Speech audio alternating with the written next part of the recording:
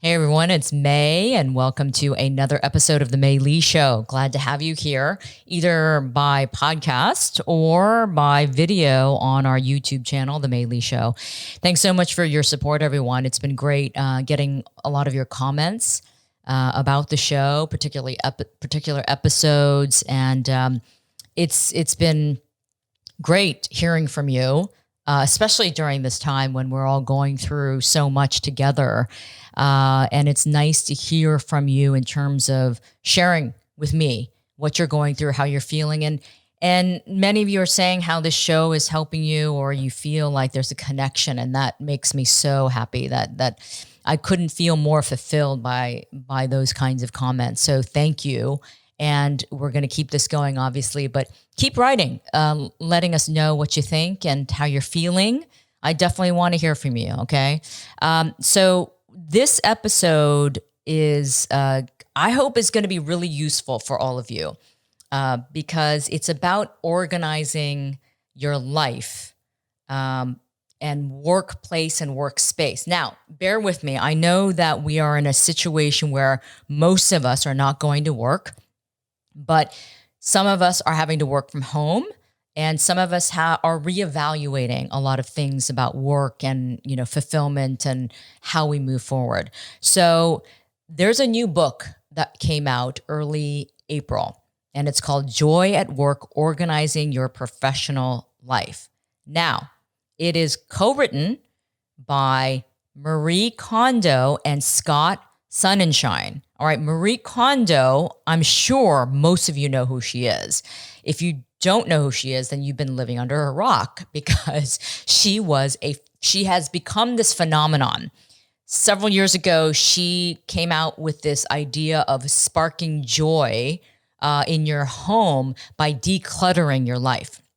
So she developed this method, the KonMari method, which was about taking things out of your home, clothes and books and clutter, paperwork, just stuff that just didn't spark joy, didn't bring anything to your life that was positive. It was just cluttering your life. And so she has this very specific methodology in terms of how to get rid of stuff, and then how to even fold clothes to make your drawers look prettier and all that. Let me tell you, I actually did incorporate some of her methods. I redid my kitchen drawers and followed her methods, and now my drawers look amazing. My clothing drawers, because of that whole folding method that she teaches you about how to roll everything and stack everything, sort of vertically rather than horizontally. All of my drawers look like this now, and I have kept this up for years. And I got to tell you, it really does make such a difference. It really did. It's kind of life-changing because everything looks so neat. And anyway, I could go on and on. Anyway, so needless to say, a lot of people were impacted by her methods of organization and decluttering, and really asking yourself if you need this and if it sparks joy or not, and being grateful for things that you have, but then letting them go. So now this new book called Joy at Work: Organizing Your Professional Life focuses on organizing your workplace, your office space, and also your idea of work and your job. Now, this might seem a little strange because we're obviously going through COVID-19, and a lot of us can't go to work right now. So we're either having to work at home, or we're not working, or, everything is in disarray. In a strange way, though, this is actually a great moment for us to reorganize and consider how we want to approach work, and also how we want to maybe create a home office space, because that might be the future. So I am going to have Scott Sonenshein on the show because he co-wrote this book, and he is an organizational psychologist. And so his whole idea is to research how workplaces and work can be better organized so that you can be more fulfilled and not have so many distractions when you work, depending on what you do and where you work and all of that. So this book is really, in a strange way, the timing of this book is perfect for what we're all going through right now. So just to give you a little bit more background on Scott, He is a professor of management at Rice University, and he's also a New York Times bestseller. He wrote a book called Stretch, Unlock the Power of Less and Achieve More Than You Ever Imagined. We're going to talk about that as well. And so Scott joins me now from Houston, Texas, which is his home, of course, because we're all at home. Scott, welcome to the Mei Lee Show. Thanks for having me. All right. And you are in Houston, right? Yes. Okay. Well, Scott, it's a real pleasure to have you on the show for a variety of reasons. We were just saying that this is an odd time for us all, clearly, because of COVID-19. But you, as an organizational psychologist, I had never heard of that before. So it's an interesting time to consider how to organize your life, particularly when society before was so into consumption and accumulation and getting things. And then, a lot of us deal with clutter and all of that. So by doing this book with Marie Kondo, I'm kind of thinking that maybe it was actually a good time for people to consider these notions that you guys write about in the book. Tell me how that all came about for you in the first place to partner up with Marie for this book. Yeah, so it goes back to almost actually a little over 3 years ago is when we first started working together in 2017 in winter. I had just come out with my first book, which was called Stretch, which is the book about the science of being resourceful and how you can do more with what you already have. And Marie had learned about the book, and there was a lot of synergy between what I was doing and what she was doing. Now, we come from obviously very different perspectives, different cultures, different languages, and very different professional backgrounds. But the core ideas of what we were doing were very synergistic with each other. And the idea was to put our different perspectives together and tackle the same problem and think about how can we create a product that builds off of the strengths of both of our perspectives. And organizing your professional life is really about finding room and making space for work that you love. Right. And what often gets in our way is clutter. And that's clutter in the physical sense that Marie has talked about in her career. And that's also clutter in more of the metaphorical sense, which I've done a lot of work in my career in terms of clutter, in terms of your time and how you're making decisions or how you might be interacting with other people and building relationships. So the idea was kind of blow up as a metaphor, not just physical, but also psychological, mental, which I was surprised by when I read this book. I really thought it was going to be very physical of just, getting rid of documents and, just messiness on your desk, things like that. But you guys really go into sort of the psychological aspects of clutter in the mind and how that can affect your work and how that can affect your mood and, everything. So that surprised me.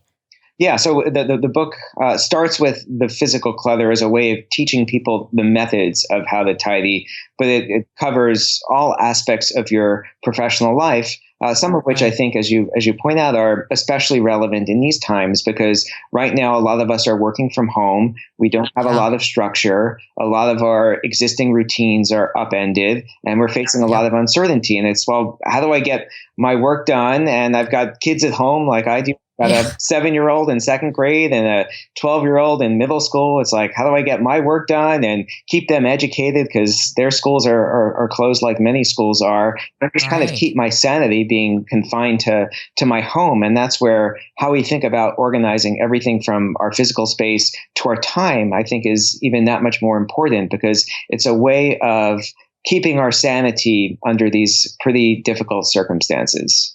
Right. Well, we're going to get into the specifics of some of the things that both of you advise in terms of being better organized. But let's touch on the idea of what you just said is that so many of us now are working from home because of COVID-19. So it's completely upended structure and what we consider a workplace versus home space. So from a very basic point of view, what would you tell people right now in terms of trying to keep those two things separate or at least creating some sort of structure? What's an important, essential concept that people should stay aware of until things can get back to a new normal. We know it's not going to go back to complete normal. So give us some ideas in terms of how they can maneuver during this time.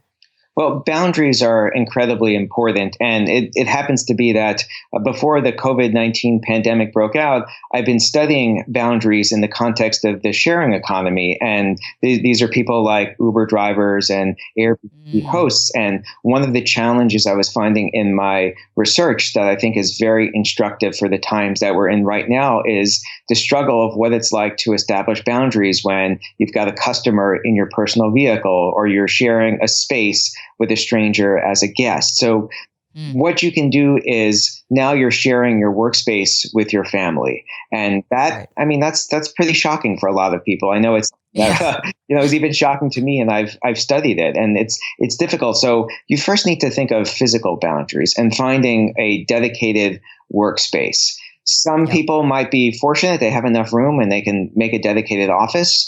If not, it could be a kitchen table. And what I mean by that is, have your meal at the table, and then when you're done, clean off the table and make it that workspace until it's time for the next meal. But something to signal to yourself and to those around you that this is my dedicated workspace. So the first is that physical boundary.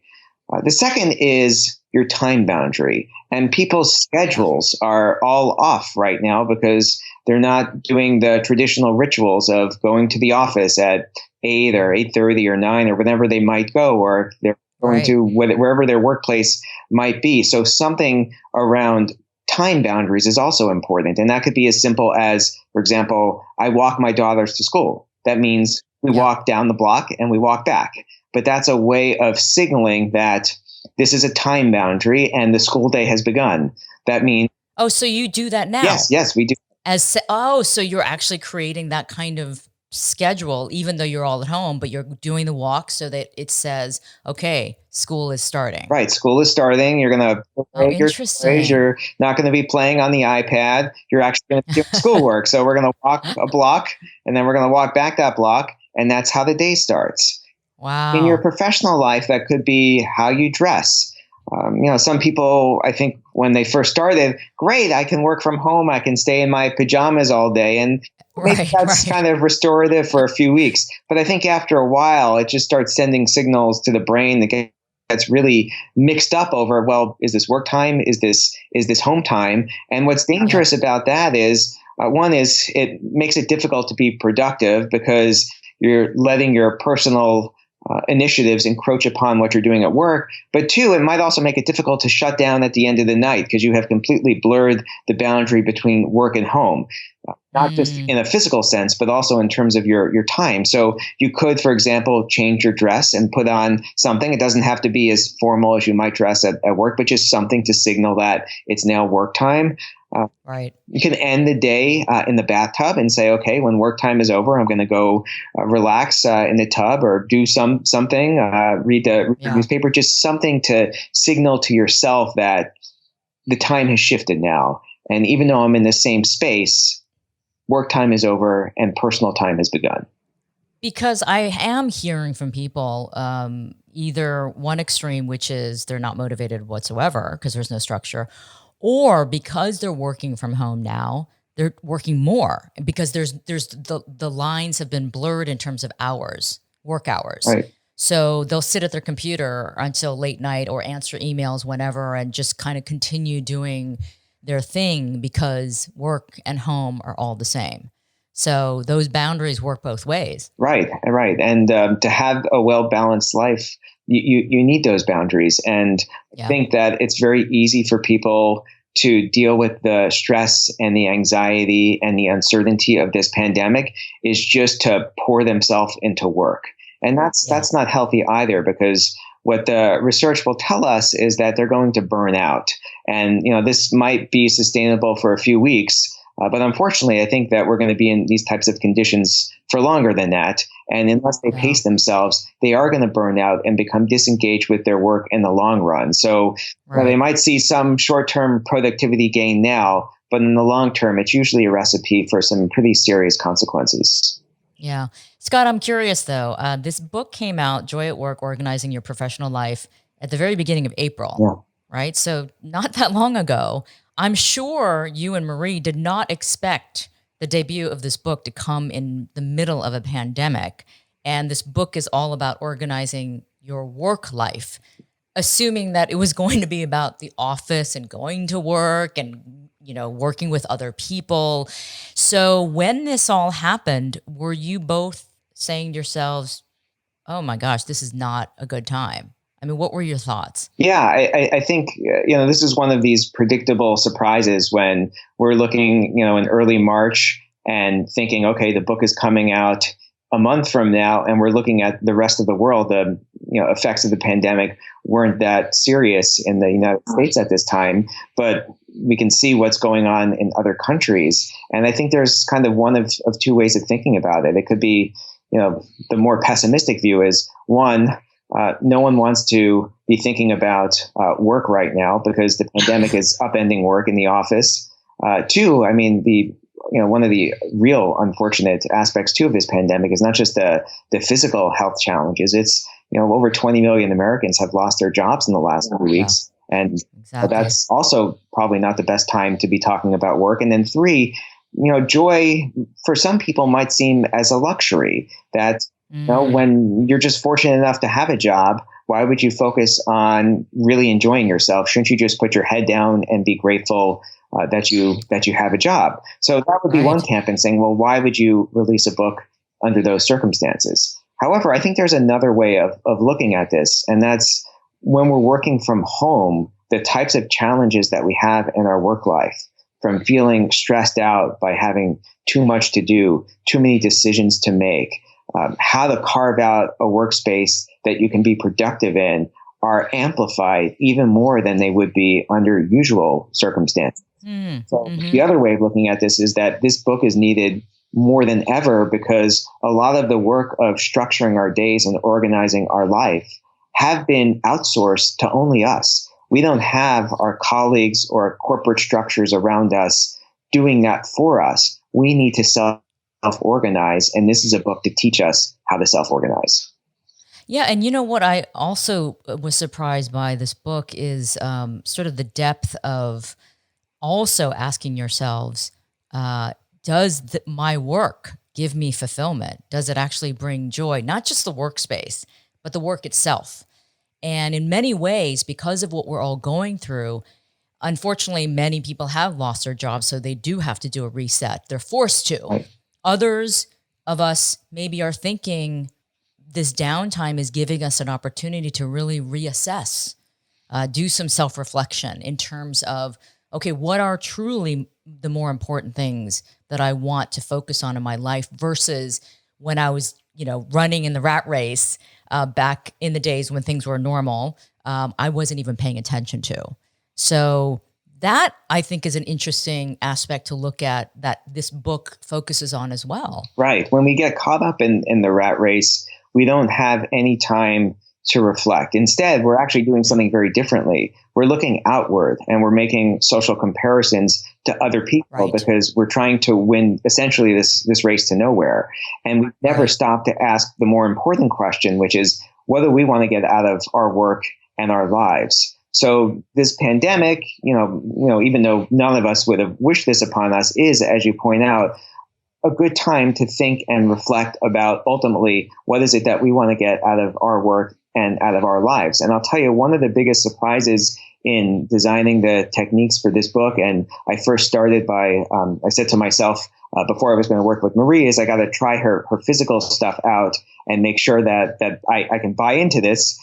Right. And so I I started in my office and books, which is very challenging, especially as a professor. You accumulate a lot of books over time, and I went through the method. I put all of the books on the floor, and I picked up each one of them and decided if it sparked joy. And I got rid of about half of my books. Now, granted, as a professor, I have hundreds and hundreds and hundreds of right, exactly. But I did get rid of a lot of books, and because Marie, let's point out, she's militant about getting rid of books if they don't spark joy. And I mean, some people have really pushed back on that notion of getting rid of books. So for you to get rid of half, that's pretty good. Yeah, and what I learned though is not just this, this process of now having an organized bookshelf, but also this idea that it's such a process of self-discovery, and the techniques that we have developed around time and decision making and networking follow this same philosophy, which is when you go through tidying, you're going through a process of self-discovery. And as we find ourselves in this pandemic and we're beginning to ask questions and maybe being more grateful for what we already have and appreciating the small things that we would have overlooked, it's a wonderful moment to think inward, get out of that rat race outward mentality, and ask yourself, what is it really that I want to get out of my time here on this planet? Yeah. And these are all techniques to go through all aspects of your professional life on this journey of self-discovery to figure out what's truly meaningful and joyful to you. Right. And Scott, I think that's a really, really powerful point in terms of the notion of tidying. It's not just, just stuff, but it really is about, okay, what truly is important to me? These are things, right? We have a lot of things and we tend to accumulate a lot of things.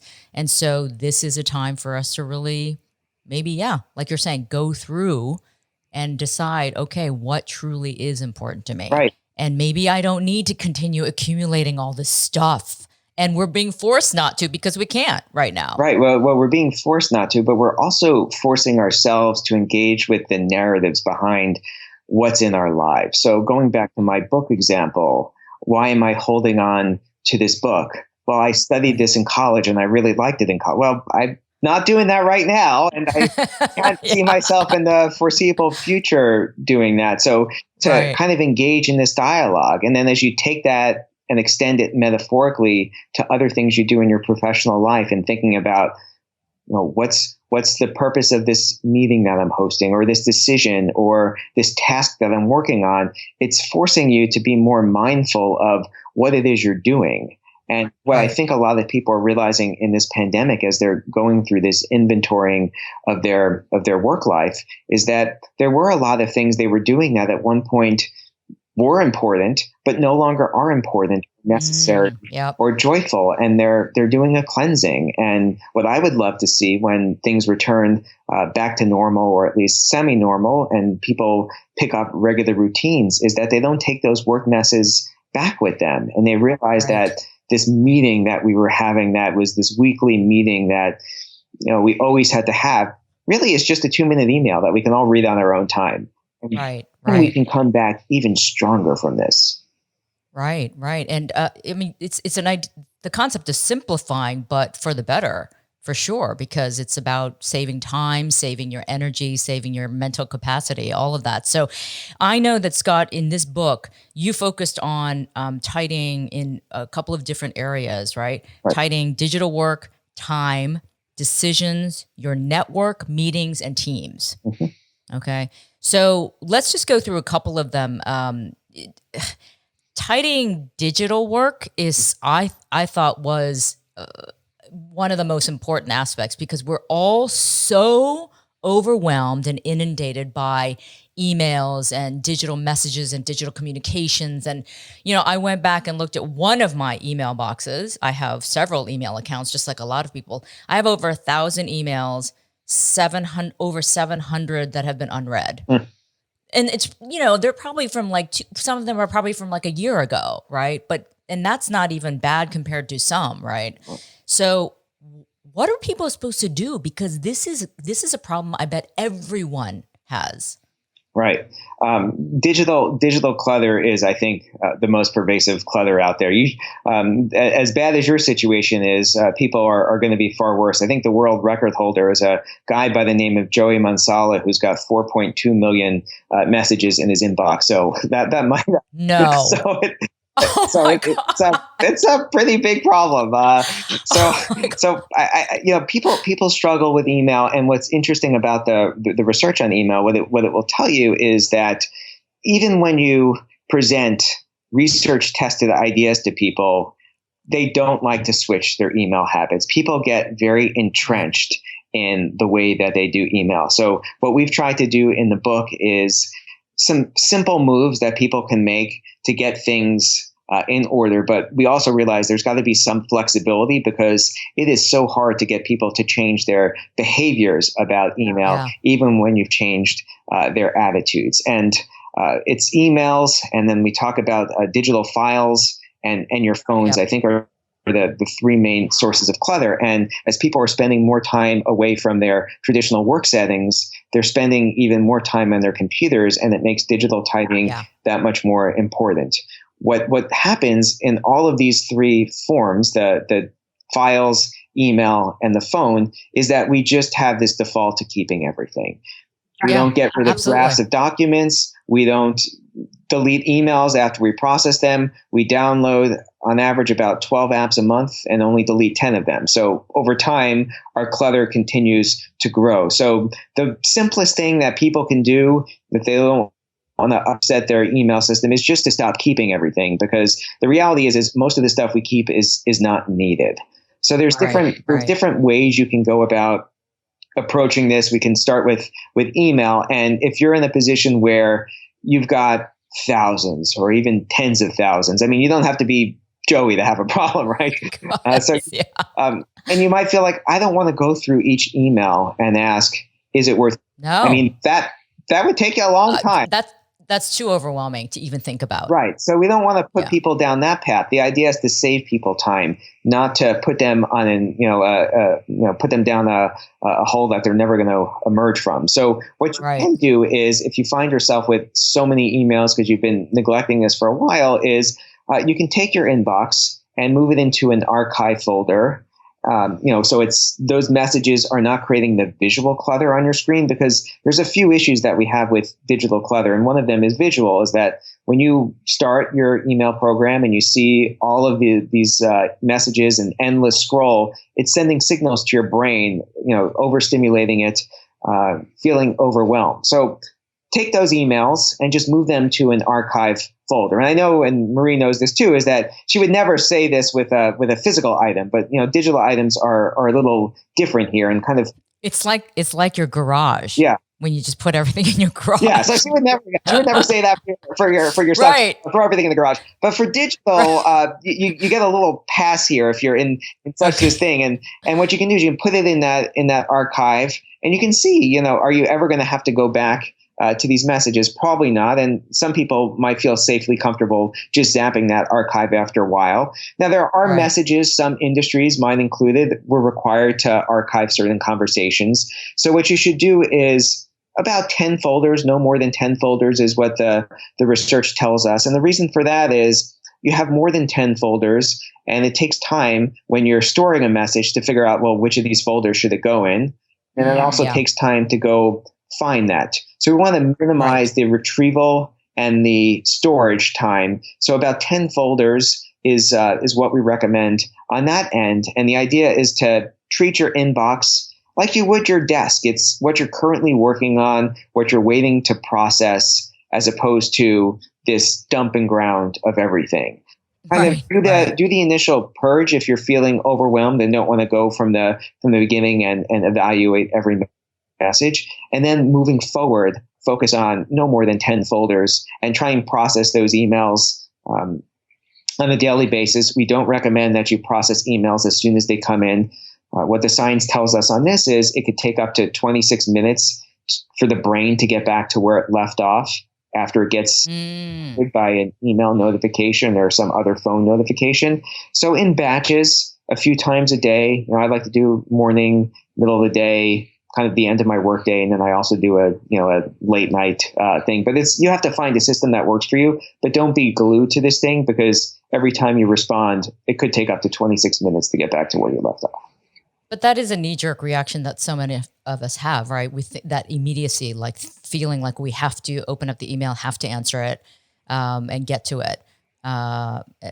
It's sort of that ADD kind of thing that a lot of us kind of deal with. Yeah, and I get that. And sometimes you feel like you want to be available. So what you can do is you can create a VIP list, so you get a chirp when something important comes up. You can Mm, colleagues know that if something is urgent and important, they can reach you in another modality and you'll check it. right. And Right. the third thing I would say, and this really goes to what we were talking about the rat race earlier, is people feel like if they're not always on email, it means they're not working. And they actually confuse email for their job.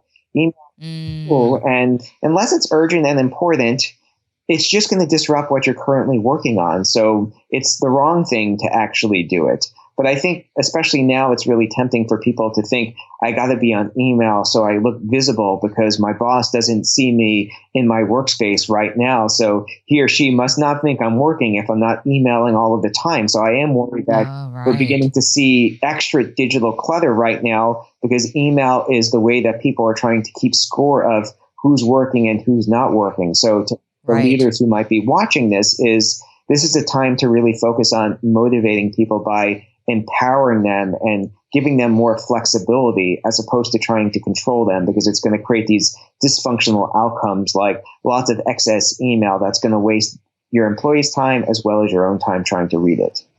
Right, right. And you also have this similar suggestion when it comes to documents, digital documents, right? Because again, I have this problem too. My computer desktop is just like cluttered with documents and folders and screenshots and photos. And I try to create folders, but not very successfully. So, and that's pretty common. People open up their laptop, you see their desktop, and it's just like filled. The screen is filled with stuff. So you suggest also creating just neat folders on the desktop so you can archive and organize various documents that way. Yeah, and I'll tell you, I used to be that way too. I used to come into my office, and what would greet me every morning, I'd turn on my monitor, and it would just be, Yeah, it's like I exactly. can't even find a file. Like, Yeah. if it's there, it's like going on, one of those like "Where's Waldo" type search. Yeah, exactly. Right, right, You right. just can't find. Like, where's the file? I don't know where the file Yeah. is. And that's a problem for a few Yeah. reasons. One is you can't find what you're working on, but two is who wants to start their day feeling overwhelmed already, which I think is the way that Yeah. most people would react when they turn on that monitor and it just looks like a big maze that they're trying to sort through. So there's two aspects to the files. One is your digital documents, but the other is to have a neat and tidy desktop, and that's Yeah. something that everyone can achieve, and it doesn't take that long. It's really a 15-minute type endeavor to go through those files. You're going to realize that most of what's on your desktop was useful at one point, but you're no longer Yeah. working on that project, and that could be easily discarded. And the only thing that really should be on your desktop is what you're working on for that day. So you can think of your desktop very much like you would your physical desk. The Mm, work that I'm doing today, I'm going to put it on my desktop, and then when the day is over, you can get in the practice of deleting what you don't need or storing what you do need outside of the desktop. And every mm. morning when you walk in or you open up your monitor in your home, you see a very neat space. And I like to put like a joyful wallpaper on is another thing you can do to greet you. But there's no reason you should be keeping that stuff on the desktop. People do it because it's just the default place where you It's a garage, default. garage, right?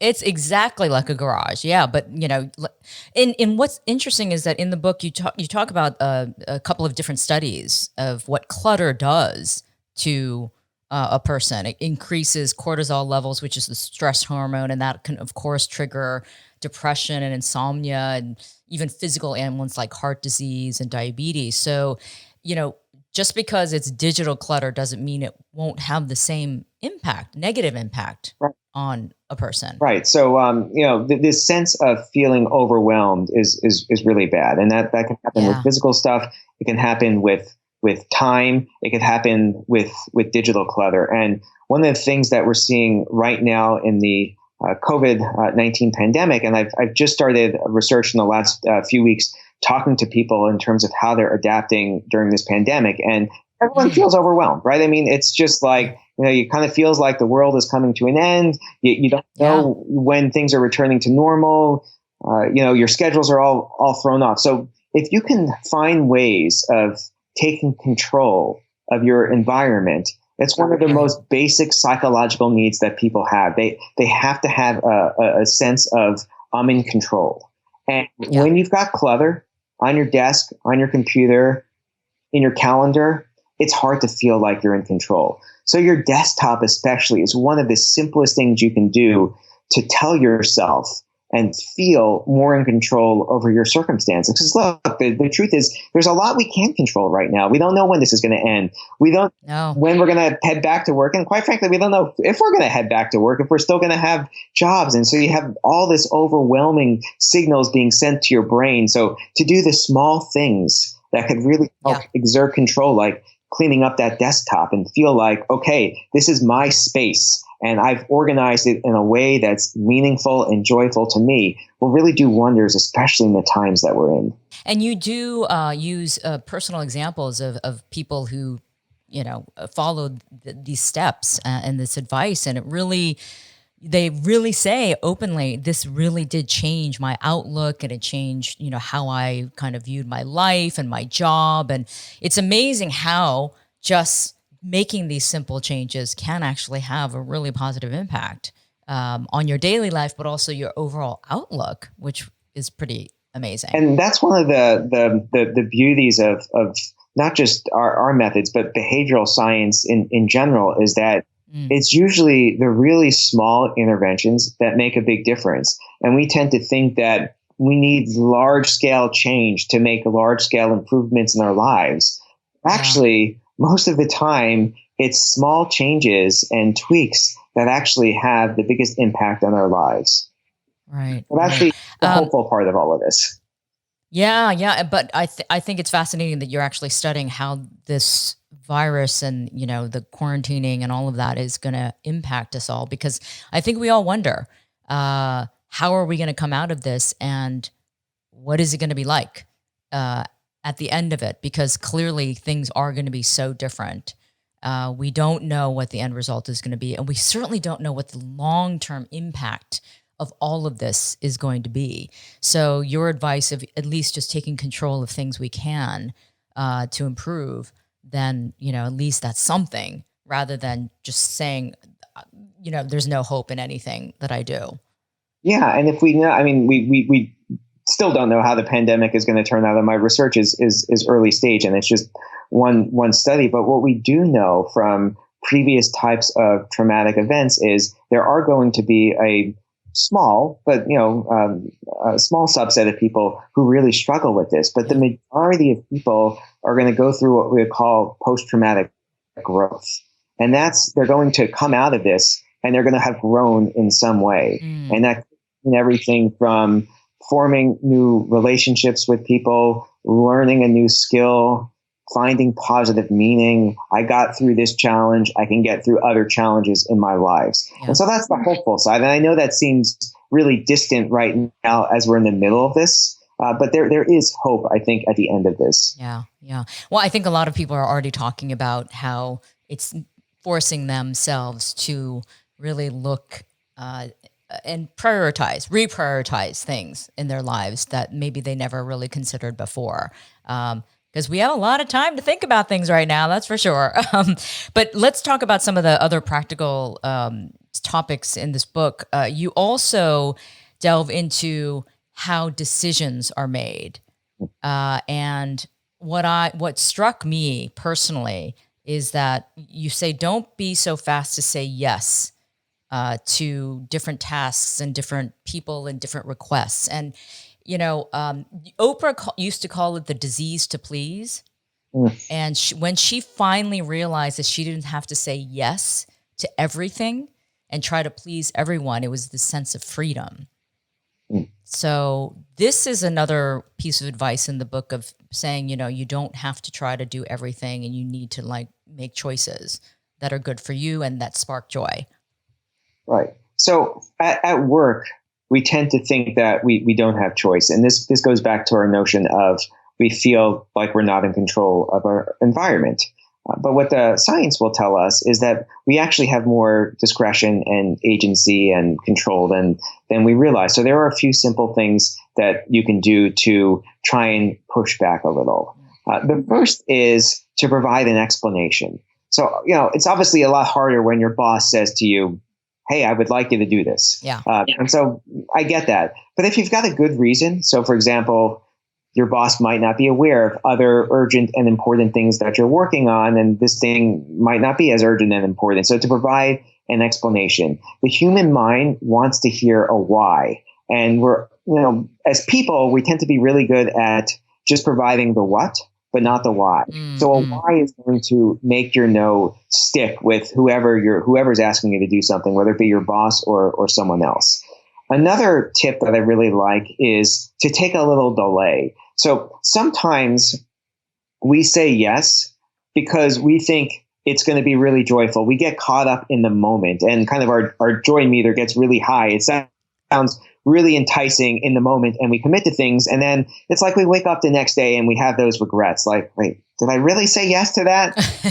Taking, maybe a little pause and saying, that sounds exciting, but let me think about it. Can I get back to tomorrow? And that will give you perspective of not being caught in the moment. And then you can really ask yourself whether or not doing this is going to be helpful for your work and spark joy. And in a number of cases, I don't think it will be. And then you can go back and you can provide that explanation as to why this might not be right for you, why it might be maybe right for someone else. Or why maybe this is not a good thing at all. Right. The other part of the book that when you wrote this part, it really struck me as well, because I've always been type A and very much of a perfectionist because I was raised by a tiger mom. Asians can relate to that. And you said, just do something that's good enough. It doesn't have to be perfect. Good enough is good enough to get a task done sometimes. For those of us who are perfectionists, that is something that really is difficult. But as I've gotten older, that's why this resonated with me. I realized, even if I do 70% and it's good enough, that should be okay, right?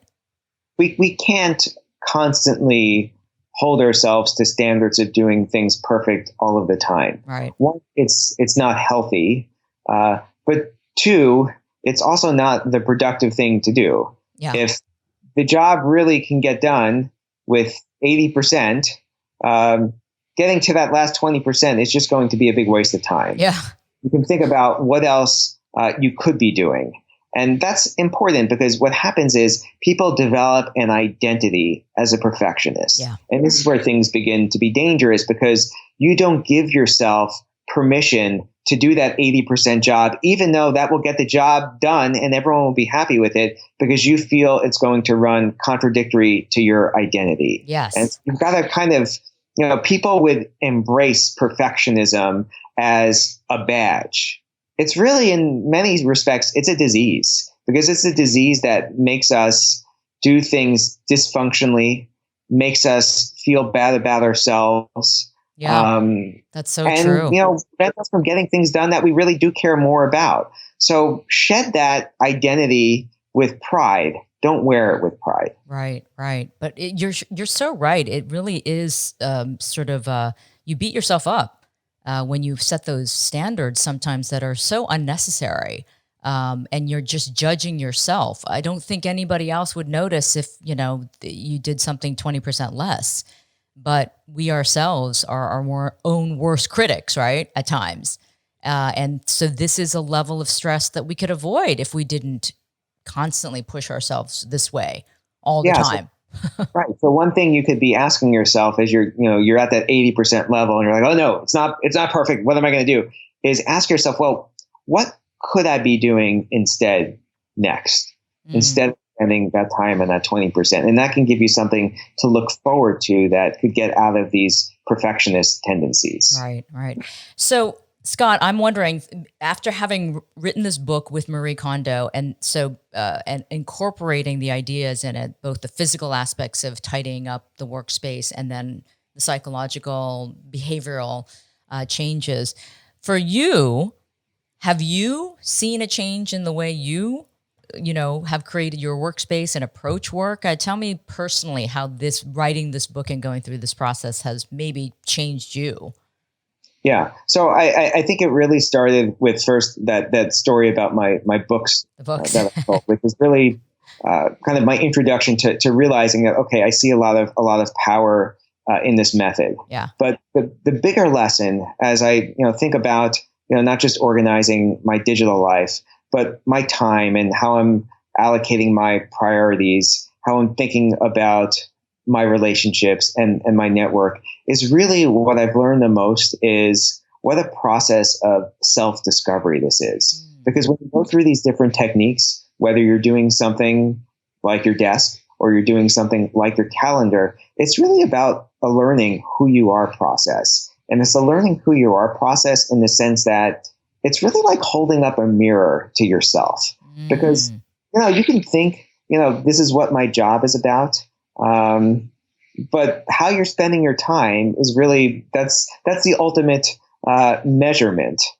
So I would say the first thing it's really taught me is just to understand more about myself. And so I shed a lot of books because those were things that I felt like used to be important to have because I used to love them, but they're things that I don't love anymore. And I'm onto different things. Yeah. And isn't that wonderful that, I'm curious about new things and want to learn new things. And I think, a few years ago, that would have been extremely difficult to do. Right. Another thing that I really learned from this book is, we haven't talked much about today, is the importance of gratitude. So, in Marie's original method, it was, you thank your object, and we put gratitude into lots of different activities in the rest of the book. But for me personally, developing a gratitude practice has been really important. So this most recent year, I started writing thank you letters to my students to thank them for what they've taught me, which is a very different way than I about it before, because especially you think about the image of a professor, you think of it as a unidirectional flow of information. Right. I know everything and I'm going to teach you. Yes. But by going through a gratitude practice and through this process of self-discovery, I realized that, well, actually, I feel like I learned more from you than you learned from me, probably. And I'm going to write you a thank you card to express that appreciation. And that's been a really big change too. I'm curious what the response was from your students when you did that. I'm sure they were like, "What?"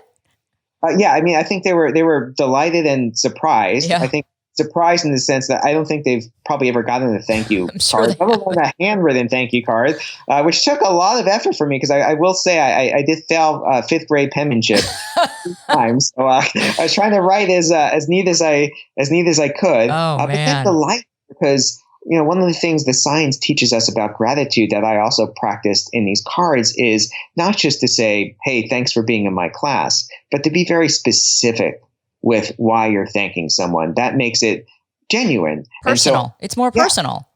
Going through this gratitude practice made me realize that I was actually learning a lot from them, and I had a lot to be grateful for, because when you do and express gratitude, it's important to be very specific to the recipient of that gratitude expression. So as I was thinking about each student in my class, I was coming up with how they were making a contribution to the class and what I was learning from them. So it was really this very powerful exercise to realize that, well, I actually think I probably learned more from them than they learned from me. So that was a really powerful, eye-opening lesson for me. How many notes did you write?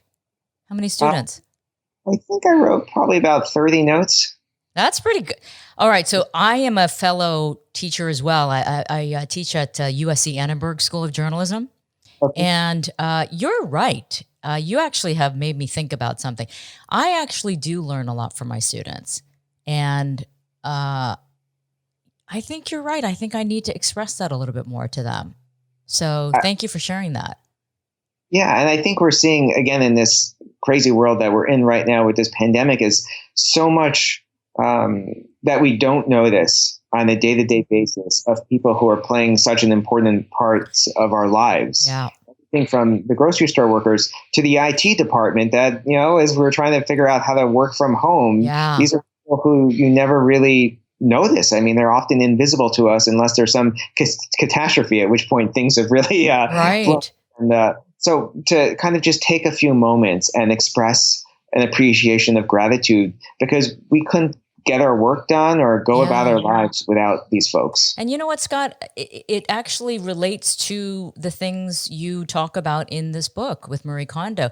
It's about stripping away all of these later layers of things and ideas and clutter, whether it be physical or mental, and appreciating at the core what is important. And what you're saying, and I completely agree with, what this crisis has done is we are seeing things because things have been stripped away. And we're appreciating the grocery store workers, the delivery people, the postal workers, where we never would have given it a second thought because all this stuff has been stripped away.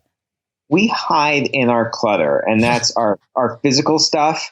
That's on email. That's how we spend our time. Clutter is like an escape from reality, and it's this distraction. Yeah. And as we strip all of this away, we learn more about who we are as people and begin to appreciate Yes. what it is that we already have. Right. It is that appreciation and, like you're saying, that gratitude.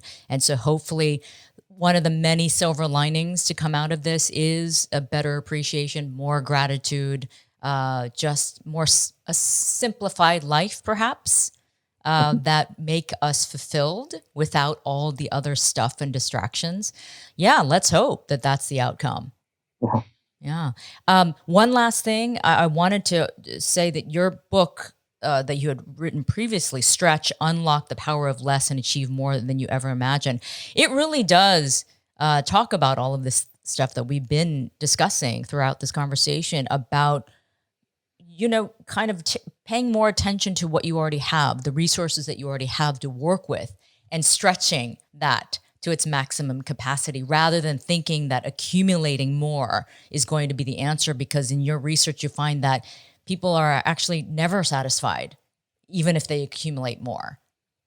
Right. It's a never ending journey when you're trying to accumulate. I like to think of the metaphor, you're on a treadmill and all you do is you keep turning up that dial and running faster and faster and taxing your body and your mind more and more, but you're not making an inch of progress towards what you really care about in terms of your goals. Right. You're still in the same place.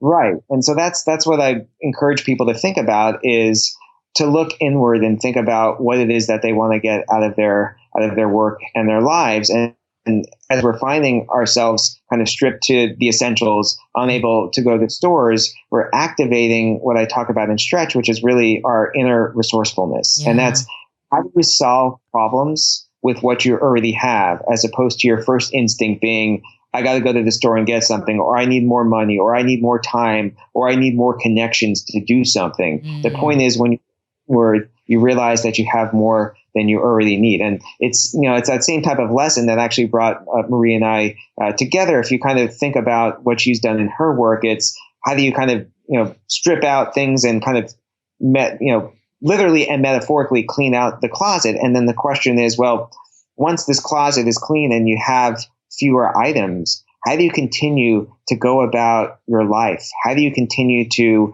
solve problems and meet your ambitions? And this is where you need to be more resourceful and activate that creativity that we all have in terms of doing things in non-traditional ways and ways that, that help us achieve more with less. Yeah. And again, this time, as messed up as it is because of why we're here right now, because of this crisis, it is an interesting opportunity, isn't it, for all of us to maybe consider all of this.